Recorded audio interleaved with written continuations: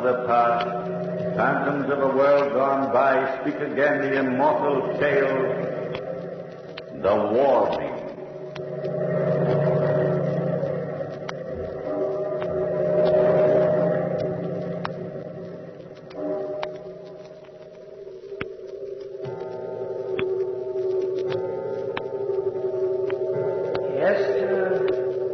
Hester, this is a warning. Your husband Charles must not go to the house of Waverley, for there awaits death and sorrow.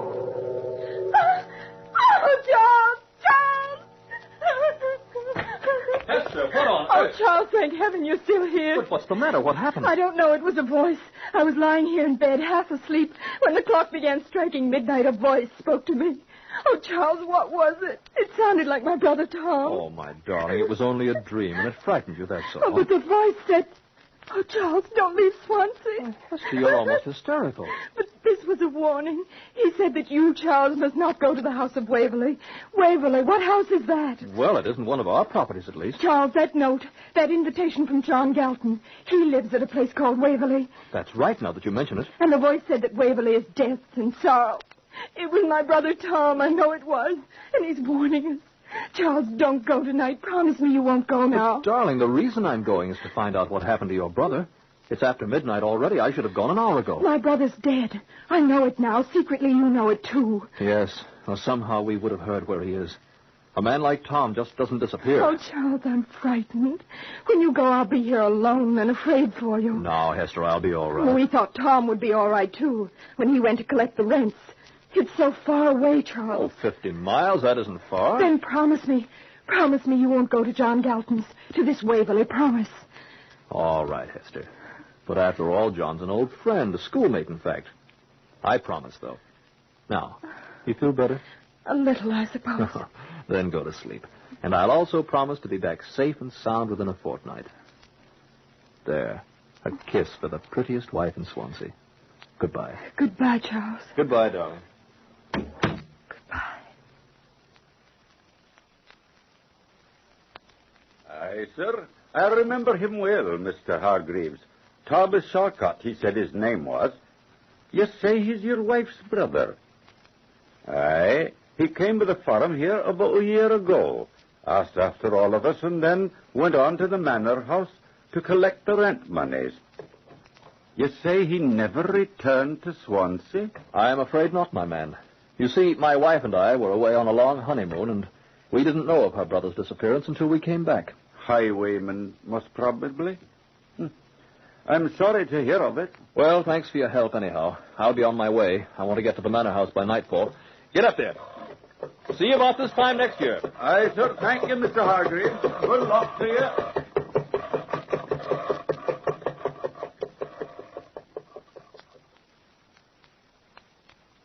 Well, sir, I do recollect him. Yes, sir, I do. Fine young chap he was. Stopped here at the inn about this time of night, about 10 o'clock, and took my best room. Then off he went the next morning, chipper as the dawn. Well, I left Swansea 2 days ago, and I've traced him this far. It's the last stop. North of here is Sir Granville's estates. By George, I do recollect something the young chap said now that you bring him to mind, Mr. Hargreaves. Well, what is it, Hobbs? Why, he had an invitation to visit some friend or other, he did, sir. Said he was off for a bit of a holiday before going back to Swansea. Invitation? From whom? Well, that he didn't say, sir. By George. What is it, Hobbs? That's a funny thing. Now I recollect it. Didn't think much about it at the time. What? Your Mr. Charcot asked after the way to get there, he did. I recollect it particularly because Elsie, my dear dead wife, sir, God bless her soul, Elsie was born a few miles from there. From where? A great big house, empty for as long as I can remember. Never thought anyone lived there at all. Waverley it is. That's it. Name of Waverley. Waverley. Suppose you might inquire. Find out where he went from there. Yes. You're right, Hobbs. The lad was murdered somewhere on the monies? I don't know, but I intend to find out. Thanks for all you've said. It's been of great help.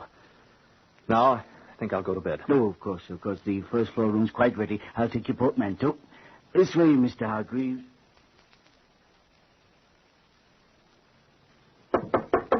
Mr. Hargreaves, sir. Mr. Hargreaves. What is it, Hobbs? I'm sorry to wake you, sir, but there's a lady here.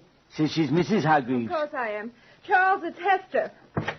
Hester, for For heaven's sakes, what are you doing here? I had to come, Charles, after what's happened. I couldn't stay at Swansea another minute. Will there be anything you'll want, sir? Innkeeper, tell the driver I shan't need him any longer. He might want to stay the night here. The sky's most threatening. I'll see to him, ma'am. Good night. Whatever happened to make you come all the way from Swansea? Oh, Charles, I was so worried. You are all right? Of course. Hester, what's the matter, my darling? You look pale and tired. Here, let me light another candle. Charles, last night at midnight, the voice spoke to me again. Is that all? Is that all? Charles, how can I make you understand? I've been most frightened to death.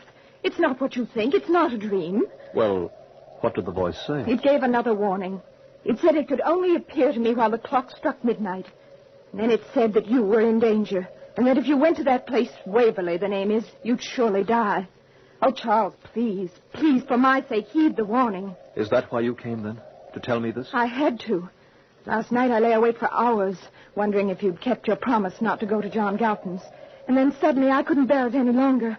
I hired a carriage and followed you. Hester, this is mad. I don't understand it. You say this voice... Tom, Charles. His ghost. Don't you think I'd recognize my own brother's voice? Oh, my darling. I don't understand it either. All I know is... Hester, Tom had an invitation to visit John Galton. Oh? He left the inn here at dawn, I'm told, and went on, presumably, to Waverley. I made inquiries on the road. The place is somewhere beyond the White Forest. It can't be far. Charles. I'm going there, Hester. If Tom's a prisoner, if he's been murdered... Charles, no, you mustn't. I won't hear of it. I won't let you go. Nevertheless, I'm going. But Tom is dead. I know he is. You can't help him now. And twice he's warned us, don't you see? For my sake, leave this thing alone. It's beyond our understanding, and no good can come of it. Listen. It's midnight. Charles! Charles, the terrace windows. It's the wind. Blown out the candles. Wait, I'll close it. No! Oh! Charles, look. Hester, what is it? It's the ghost of Tom. Taking form in the mist. There in the wind.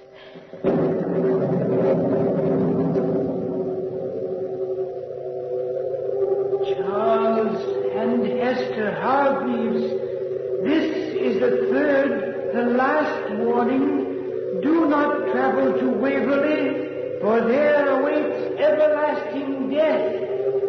Beware of John Galton. Go back to Swansea. Go back tonight.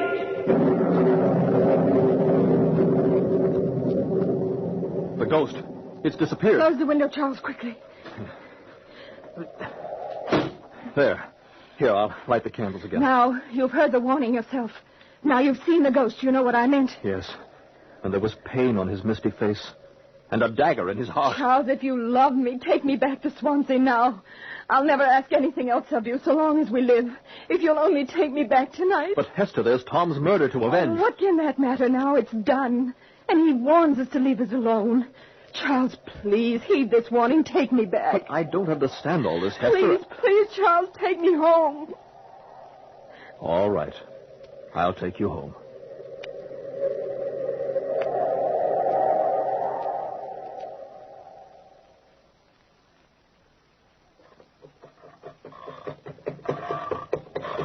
Hester, this is a crazy thing to do, going out in a night like this.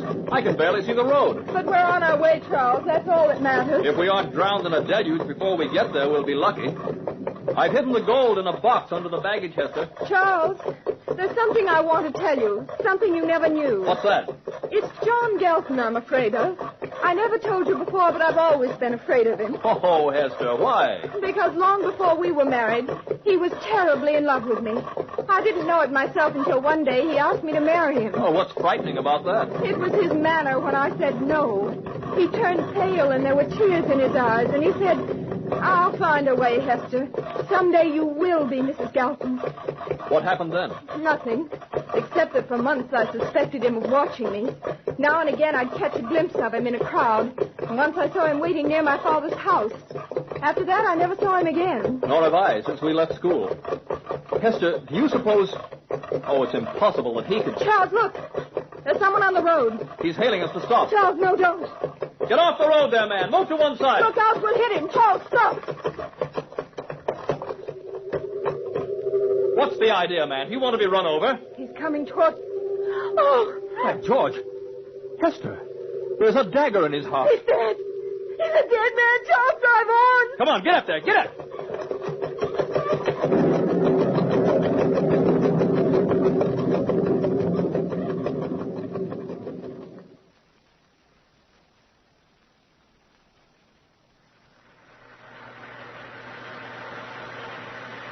Charles, what's the matter? Why have you stopped? Because there's no use going on like this. The rain, I can't even see the road. And this forest. I don't remember this forest at all. I don't either. I've never been here before, Hester. You mean you don't know where we are, Charles? Oh, we'll find our way out. We'd better stay here till daybreak. No, let's go on. There must be a farmhouse nearby, somebody to tell us the right road. Charles, let's go on. I suppose you're right. The road leads somewhere. Get up.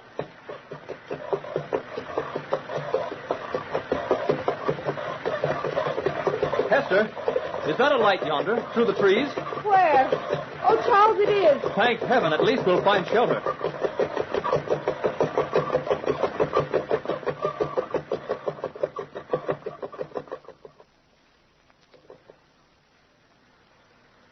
Here, Hester. Stand under the eaves out of the rain. Oh, I'm all right. There's the knocker there, Charles. All right. Hello! Hello!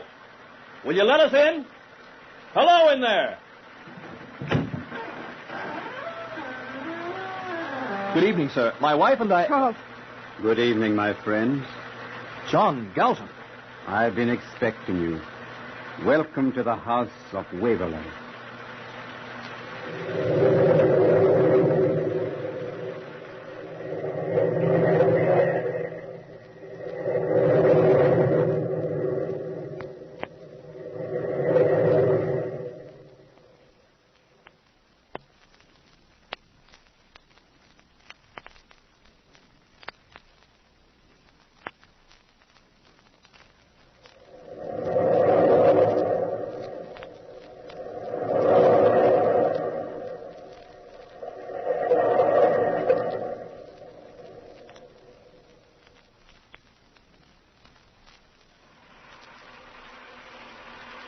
Come in, my friends.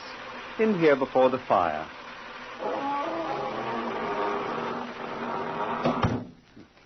It will take the chill of the rain and the night from your bones. Spot of wine? No, thank you, John. You say you were expecting us? Yes, I was, Charles. Hester, come and sit by the fire. Your frock is damp, I'm afraid. How did you know we would come, John? Because it was the last thing in the world you wanted to do. I think you expected only me. We met one of your men on the road. Oh, yes. I sent him out to make sure you were lost. He's a frightening fellow. I trust the sight of him didn't alarm you too much, Hester. He's a dead man. There was a dagger in his heart. Yes. A most disconcerting thing. What do you want with us? Well, you're my old friends, and this is my house. I would like you to enjoy its hospitality. Then, because we are old friends, John, let us go. I'm afraid here, that man... Oh, he won't harm you, my dear, and I wouldn't hear if you're leaving. Jacob! Jacob will show you to one of the sitting rooms upstairs, Hester. There's a fire there. Charles, look in the doorway. Great Scott! A walking corpse. With a dagger in his heart. Send him away, please. Send him away. Oh, I see our Hester's frightened. Well, she'll grow accustomed to my servants soon. Jacob, go back. There now. He's gone. John Galton, what kind of a devil are you? What do you want of us? This thing's gone too far. Oh, I see you mistrust me. Or maybe your impatience suggests mistrust. In any case, I'll gladly tell you, Charles. May I suggest the library? It's just yonder beyond those doors. There will be alone. And leave Hester here with this place full of devilish monsters? Oh, I assure you she's entirely safe. Will you please forgive us a few minutes' neglect, Hester? Well, if it's necessary, but I... We shan't be long. Come, Charles. I want to get to the bottom of this thing, Hester. It'll only be a moment. Then we'll be quite ready to go home. All right, Charles, but do hurry back. I promise. John, lead the way.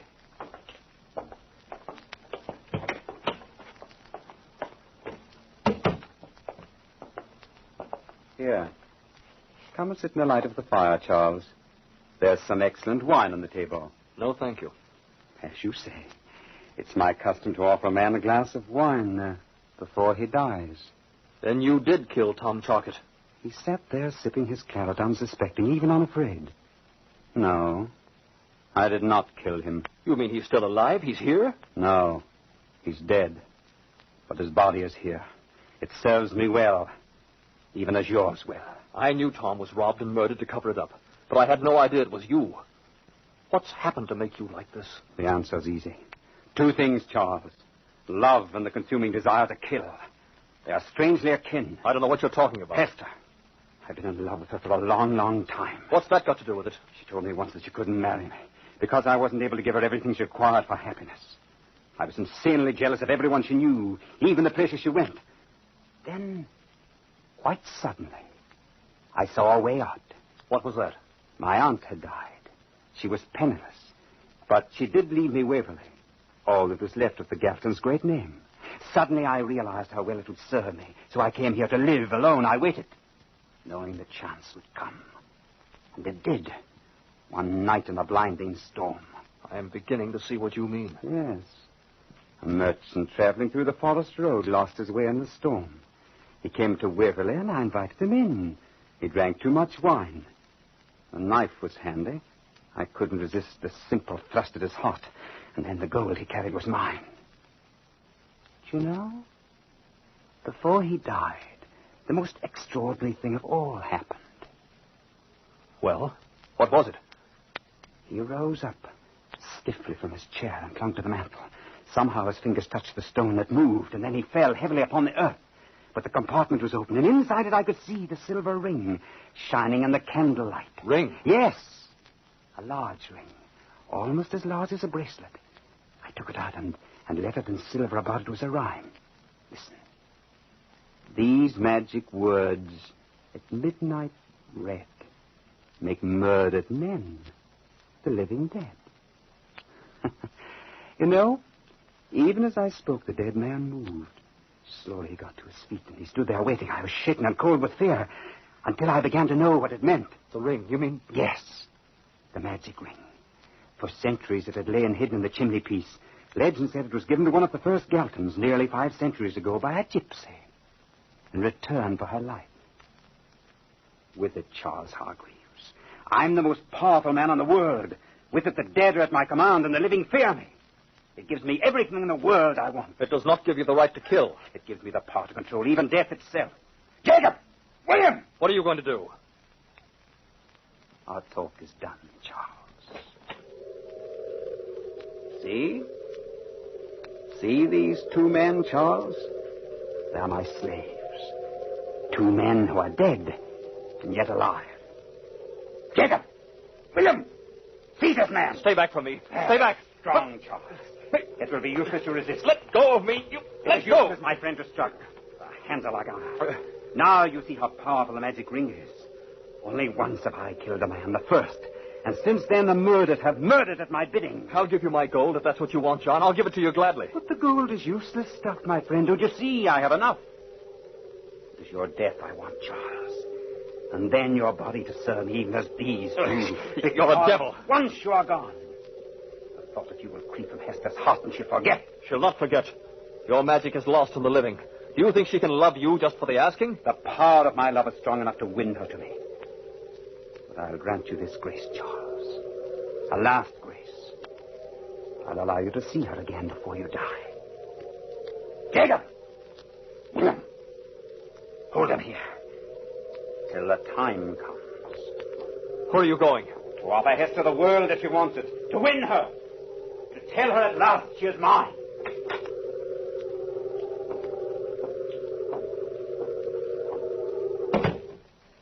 John, where is Charles? What have you done to him? He'll be here in a minute or 2, Hester. Now, there's no need to be afraid. You've always been a little frightened of me, I think. Yes, I've never understood you, John. A woman's always afraid of anything she doesn't understand. My dear, fear is passing. And this will go, believe me. I do believe you. But everything here is so strange. We'll make it right, Hester. What can I do to make it right? Anything you say. I'll do it gladly. Why, thank you, John. Really, I should be ashamed of myself. After all, what is there to be afraid of? You see, already I'm beginning to feel at home. You're still as beautiful as ever. Still the Hester I knew years ago. Why, do any of us ever change very much? I've changed. But the change was for you. All for you. Do you like me as I am, Hester? Why, we were friends, John. We were young together. Remember how you used to leave those mysterious notes in the hollow tree near the fountain? I remember your father's rich carriages, your beautiful gowns, and how ashamed I was of my poor looks and my clothes. Well, no longer, John. Since then, you've come a long way in the world. Then it pleases you. Oh, how glad I am. This house, it's a luxurious house, Hester, almost worthy of your beauty. Does Waverly please you, too? Why, it's a lovely house, John. I was just thinking, though. What, my dear? Oh, I was thinking how ably it could use a woman's touch. You men. When you live alone, you like everything drab and colorless. All of you need someone to take care of you, to fuss over you a little, to keep your clothes neat and keep your shirt collars buttoned. Here, John, let me fasten it for you. Hester, my darling. Is that the keepsake you wear around your neck, John? It's only a silver ring. Hester, what have you done? Give it back to me. Now I have your magic ring, John Galton. Hester, give it back. I'm not afraid of you. Now your powers are gone, and your murdered men will have to answer to my command. You listened. You heard everything I told Do you. you think I'd sit meekly by the fire while you arranged to kill my husband? I was outside the door, even when those two monsters came to hold him fast. Hester, I beg of you. Please give it back. John Galton, you killed my brother, and came here as a friend. You murdered my brother, Tom. Tom! With these Tom! hands, I've killed only one man, Hester. The second time is easier. And to kill one I love would be easier still. Give me back the ring. Tom! Oh, Tom, you've come. For months I've waited in torment for such a night as this, John Galton. As a ghost I could never harm you, but now your strength is gone with the ring. Don't come near me. Stay back. Stay back. I have been carrying this dagger in my heart for one reason, to raise it above your chest and set it deep in your heart. Hester! Hester, stop him! Tom, he's running away out the terrace doors. He cannot escape. The magic of the ring you hold is too great. The ring, for my sake, Hester, study the ring. It has more power than you know. Tom, come back. Let him go. Oh, Tom, come back. Come back. Charles, help me. Hester, let me go, you demons. Let me go. Charles. Hester. Let go of him, you fiends. Jacob, William, let him go. Hester, what is this? They obeyed you. They're gone. I have the magic ring, Charles. I took it from John. Quick, Tom will murder him. Help me stop him quickly. Where did they go? Out there. Out the terrace doors. Come along. I heard you calling after Tom, but I couldn't get away from those devils. Tom took the knife from his heart, and John fled. Tom wouldn't obey me, Charles. Oh, there was such revenge in his dead eyes. Here, the terrace doors. Look, the storm's over. Daylight's coming. Where did they go? Oh, Charles. Oh, we're too late. Yes, yonder on the terrace. He's plunged the knife in John's heart. Look at Tom, how still he stands. Tom said for his sake to study the ring. Look, Charles, the inscription here. These magic words... Don't read them. They bring back the dead. Well, what did he mean? Look, there, on the inside. You see? There's something written in there. Another inscription. Here, let me hold it up to the light. Oh, here it is. At break of day, this magic key makes dust of flesh, sets phantoms free. Hester, look. Tom's body. It crumbled. It crumbled into dust. The words, the magic ring. Now the murdered men are prisoners no longer. Their bodies have sunk into dust. Give me the ring. Oh, what a terrible charm it is. We must destroy the ring, Charles. You're right, Hester. It must be destroyed, so it can never harm anyone again. We'll take the ring and throw it into the sea.